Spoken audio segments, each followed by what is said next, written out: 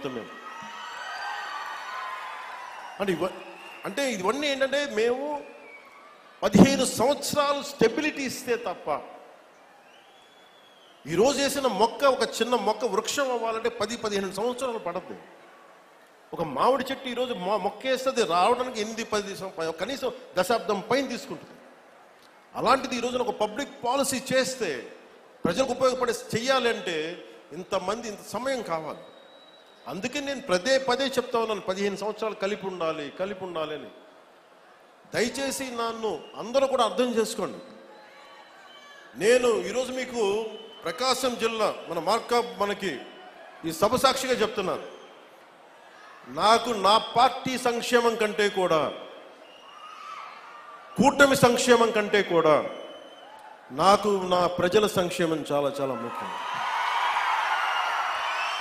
చాలా ముఖ్యం నాకు. ఎందుకంటే మాకు అధికారం ఇచ్చింది, మీరు కష్టపడమని ఇచ్చారు, మాకు అధికారం, మీకు నిలబడమని ఇచ్చారు, సమస్యలకి పరిష్కారాలు ఎతకమని ఇచ్చారు, కొట్టుకోమని మీరు ఇవ్వలేదు. ప్రతి ఒక్కరూ మేము తెలుసుకోవాలని. అందుకని బయట అధికారం నుంచి వెళ్ళిపోయిన గత ప్రభుత్వ పాలకులు రెచ్చగొట్టాలని చూస్తారు, వాటికి రెచ్చిపోకండి. యువత కూడా దయచేసి ఇదే విన్నవించుకుంటూ, మాకు ఈ అవకాశాన్ని ఇచ్చిన గౌరవ ప్రధానమంత్రి గారికి ప్రత్యేకించి my heartfelt thanks to Honorable PM Shri Narendra Modi ji, Honorable Union Minister for Jal Shakti Shri C.R. Patil ji, and my heartfelt thanks to Honorable Chief Minister Shri Nara Chandrababu Naidu garu. I'm grateful to you all.